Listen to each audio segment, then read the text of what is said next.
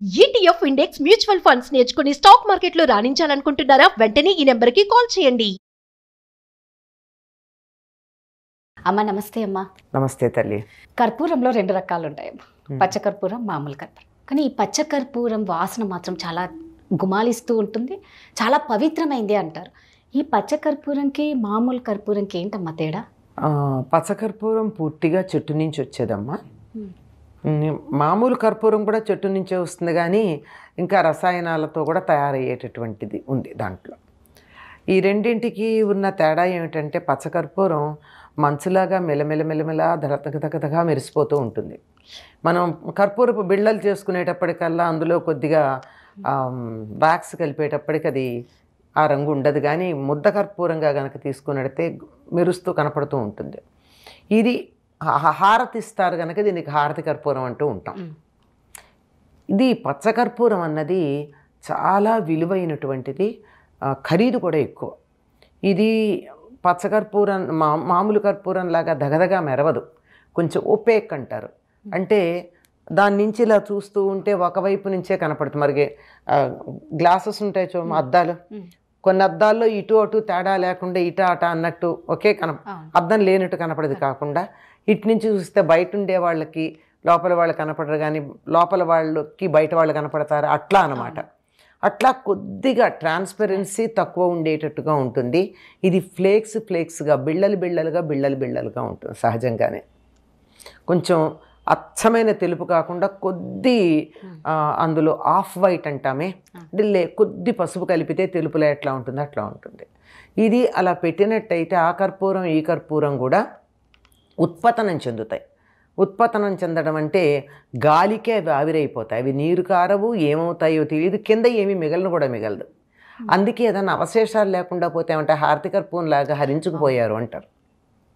అంటే ఏమీ మిగలదు అసలు, కనీసం కింద ఇంత మసి కూడా మిగలకుండా ఉంటేనే అది నిజమైన కర్పూరం. మసి కట్టిందంటే అందులో మాలిన్యం ఉందని అర్థం. ఈ రెండింటికి ఆ లక్షణం ఉంది. ఈ పచ్చకర్పూరం మంచి పరిమళ ద్రవ్యంగా కూడా వాడతాం. మన మామూలు కర్పూరాన్ని దానికి వాడడం, హారతికి ఇస్తామే తప్ప తినడానికి వాడడం. పచ్చకర్పూరాన్ని లోపలికి తీసుకోవడానికి కూడా వాడతాం. ఎలాగా అంటే ఇంట్లో ఏదైనా మనం తీపి పదార్థాలు కనుక చేసుకున్నట్టయితే అందులో తప్పనిసరిగా కొంచెం పచ్చకర్పూరం వేస్తాం. చేత్తో ఇలా నలిపితే మెత్తగా పొడుమైపోతుంది. ఆ పొడుమైపోయినప్పుడు ఆ పచ్చరంగు కూడా తెల్లగానే ఉంటుంది, అంటే దట్టంగా ఉంటే అట్లా ఉంటుందన్నమాట. దాన్ని అలా గనక వేసినట్టయితే సాధారణంగా దాన్ని ముందర వేడి చేయక్కర్లా, అంతా అయిపోయిన తర్వాత ఇంకా దింపబోయే ముందు వేస్తారు. ఆ గుమగుమలాడుతూ ఉంటుంది. గుమగుమలాడడంతో పాటు ఇది తిన్నదాన్ని తేలిగ్గా జీర్ణమయ్యేట్టు చేయగలుగుతుంది. దానితో పాటుగా తొందరగా పాడవకుండా నిలవ ఉండేట్టు చేయగలదు. పచ్చకర్పూరం కనుక వేసినట్టయితే దాంతో తయారు చేసినటువంటి తీపి పదార్థాలు, మిఠాయిలు ఏవైతే ఉన్నాయో ఇవి తొందరగా పాడవు. అందుకే తిరుపతి లడ్డూల్లో పచ్చకర్పూరం వేస్తారు. ఈ పచ్చకర్పూరం వేయడం వల్ల లడ్డు మనం తిరుపతిలో కొనుక్కుని 3 రోజులు 4 రోజులు ప్రయాణం చేసి ఇంటికి వచ్చాక అప్పటికి కూడా పాడవదు. బంధువులు ఎవరో వస్తారో అయిన వాళ్ళకి ప్రసాదం పెట్టాలి అనుకుంటే కూడా 4 రోజులు ఆపితే కూడా పాడవకుండా ఉండడానికి కారణం అందులో పచ్చకర్పూరం వేయడం. ఈ పచ్చకర్పూరం ఇంతగా నిలవ ఉంచేటటువంటి గుణం ఉంది. ఈ కారణంగా భగవద్రామానుజుల శరీరానికి 6 నెలలకు ఒకసారి పచ్చకర్పూరపు పూత పూస్తారు. ఇప్పటికీ ఉంది ఆయన శరీరం శ్రీరంగంలో. 6 నెలలకు ఒకసారి ఆ శరీరం మీద ఉన్న కర్పూరాన్ని తీసేసి పచ్చకర్పూరాన్ని మళ్ళీ కొత్తగా పూత పూస్తారు. అది పాడవకుండా ఉంటుంది. దేన్నైనా సజీవంగా, అంటే ప్రాణం ఇవ్వలేదు కానీ ప్రాణం ఉన్నట్టుగా పాడైపోకుండా, కుళ్ళిపోకుండా, చెడిపోకుండా ఉంచగలిగినటువంటి లక్షణం పచ్చకర్పూరానికి ఉంది. అందువల్ల మనం తినే పదార్థాల్లో అది కనుక వేసుకున్నట్టయితే తొందరగా పాడవకుండా ఉంటుంది. ఇంకొక విశేషం, వెంకటేశ్వర స్వామికి తిరునామం అలంకరిస్తారు కదా. తిరునామంలో చుట్టూ తెల్లగా ఉంటుంది, మధ్యలో ఎర్రని నామం ఉంటుంది. ఆ తెలుపు దేంతో చేస్తారంటారు? పచ్చకర్పూరపు పొడి. ఆ పచ్చకర్పూరపు పొడితోనే ఆయన తిరునామాన్ని అలంకరిస్తారు ఆయనకి. అంటే ఇప్పుడు మీరు మామూలు కర్పూరం అయితే తొందరగా హరిస్తుంది అంటారు, ఈ పచ్చకర్పూరం అయితే అలా ఉండదా అమ్మ? హరిస్తుంది, అది కూడా హరిస్తుంది. అంటే ఈ వారమే కదా. ఇప్పుడు మీరు కర్పూరం తీసి మంచి కర్పూరం, ఈ బిళ్ళలు కావు, అదే బిళ్ళలు కూడా కొద్ది కాలానికి హరిస్తాయి కానీ చాలా కాలానికి మంచి కర్పూరం తెచ్చి అక్కడ పెట్టేయండి, ఉండదు. లేదా ఎయిర్ టైట్గా డబ్బాలో పెట్టి కర్పూరాన్ని పెట్టండి, ఓ 15 నెల రోజుల తర్వాత తీస్తే కింద ఉన్నటువంటి కర్పూరం మూతకు అడుగున అతుక్కుని ఉంటుంది. ఎట్లా వెళ్ళిందంటే గాలికి ఆవిరైంది, పైన మూత ఉంది, వాతావరణం చల్లగా ఉంది, బయటికి వెళ్ళలేదు, అంచేత ఆవిరి కాస్త అది గడ్డగట్టి మూత దగ్గర ఉంటుంది కర్పూరం. అలా ఉందంటే అది మంచి కర్పూరం అని అర్థం. పచ్చకర్పూరం కూడా అంతే. అందుకే మనం వంటల్లోకి తెచ్చుకున్న పచ్చకర్పూరాన్ని పూర్వకాలం చాలా కష్టపడి నిలవబెట్టేవాళ్ళు. ఈ రోజుల్లో మనం ఏం చేస్తున్నాం, ఎయిర్ టైట్ డబ్బాల్లో పెట్టి ఫ్రిడ్జ్లో పెట్టుకుంటున్నాం. లేకపోతే కొన్న తర్వాత ఏమైందో 4 రోజుల తర్వాత వెతుక్కోవాలి ఎక్కడుందని. తర్వాత మనం వక్కపొడి ఒకటి ఉంది కదా మనకి, తెలుగు వాళ్ళు తమిళియన్స్కి చాలా మంచి అలవాటు అంటామో చెడు అలవాటు అంటామో తెలియదు కానీ ఒక అలవాటు. అందులో కూడా సుగంధ ద్రవ్యాల్లో ప్రధానంగా వాడేది పచ్చకర్పూరం. తాంబూలంలో కూడా తప్పనిసరిగా పచ్చకర్పూరం వాడతారు. చిన్న పలుకు, ఈ పచ్చకర్పూరం పలుకు పుదీనా పువ్వు అని చెప్తాం, మింట్ అంటాం, క్రిస్టల్స్ ఉంటాయి అవి. ఆ మింట్ క్రిస్టల్ ఒకటి, ఈ పుదీనా పువ్వు అనేది మింట్ క్రిస్టల్.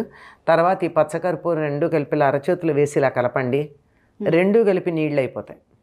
కొంచెం సేపటిగా నీళ్లు కూడా ఉండవు, అక్కడ ఆవిరైపోతాయి.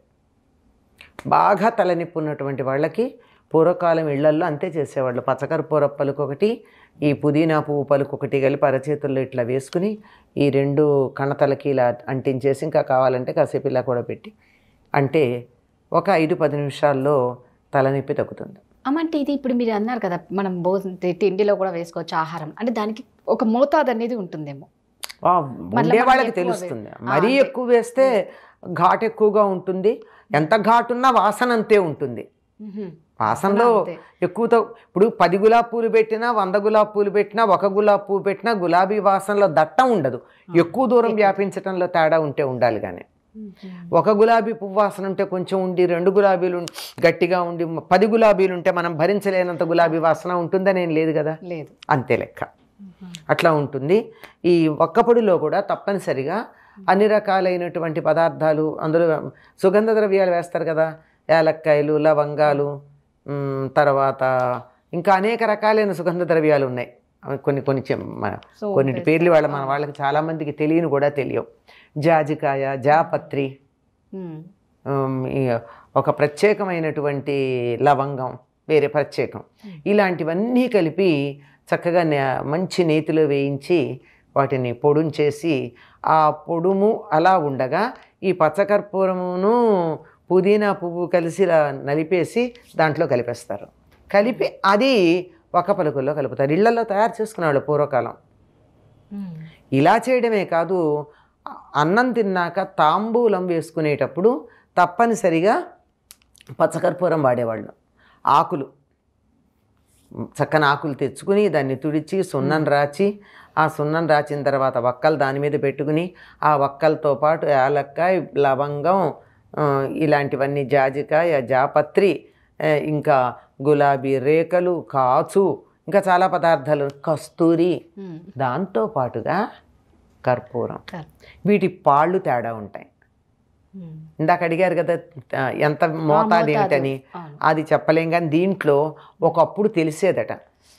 మనుచరిత్రలో చెప్తాడు, అక్కడ నుంచి ఒక మంచి తాంబూలపు వాసన వస్తుంది, అక్కడ ఒక స్త్రీ ఉన్నట్టు నేను గమనించాను అని. ఎట్లా తాంబూలపు వాసన బట్టి? అందులో కర్పూరపు వాసన ఎక్కువ ఉందట. దానిని బట్టి, ఆ పాళ్ళని బట్టి, ఆ వాసనని బట్టి కర్పూరము, కస్తూరి, వాటి పాళ్ళు ఎలా ఉన్నాయో చూసి అది స్త్రీ వేసుకున్న తాంబూలం అని వీళ్ళు గుర్తించారట. మనం చెప్తాం కదా, కారాకిళ్ళి వేసుకుంటే ఆడపిల్లలు అనుకోం కదా, అనుకోము. హారతి కర్పూరం కలిసిందంటే అది ఆడపిల్ల. హారతి కర్పూరం కలిస్తేనా? హారతి కాదు, మామూలు పచ్చకర్పూరం. అది అందులోనూ మనం ఇక్కడ అనుకుంటున్నాం. మనకి తెలియడానికి ఉదాహరణ చెప్పా కానీ ఇలాంటి పిచ్చి తాంబూలాలు వేసుకునేవాళ్ళు కదా పూర్వం. ఇదంతా ఆరోగ్యాన్ని చెడగొట్టేవి. అవి చక్కగా ఉండేవి, ఆరోగ్యాన్ని పెంపొందించేవి, చక్కగా ఉండేవి అవి. అలా తప్పనిసరిగా పచ్చకర్పూరం మన నిత్య జీవితంలో ఆహారంలో ఉపయోగపడేటటువంటి ఆరోగ్యాన్ని పెంపొందించేటటువంటి జీవశక్తిని నిలబెట్టేటటువంటి ఒక సుగంధ ద్రవ్యం. అమ్మవారికి హారతి ఇచ్చేటప్పుడు కూడా పచ్చకర్పూరంతో ఇచ్చే పద్ధతి ఉంది. పచ్చకర్పూరంతో మామూలు కర్పూరంతో కాక ఈ పచ్చకర్పూరంతో హారతిస్తారు. అది చాలా విశిష్టమైంది. మనం ఈ శ్రావణ మాసంలో అమ్మవారికి శుక్రవారాలన్నా పచ్చకర్పూరంతో హారతిద్దాం అమ్మవారి అనుగ్రహాన్ని పొందడానికి. శుక్రవారం పూట్ల ఉదయం సాయంత్రం ఎప్పుడో ఒకప్పుడు, ఎప్పుడు పూజ చేస్తే అప్పుడు. చాలా చక్కగా చెప్పారమ్మా. ధన్యవాదాలు. ధన్యవాదాలు.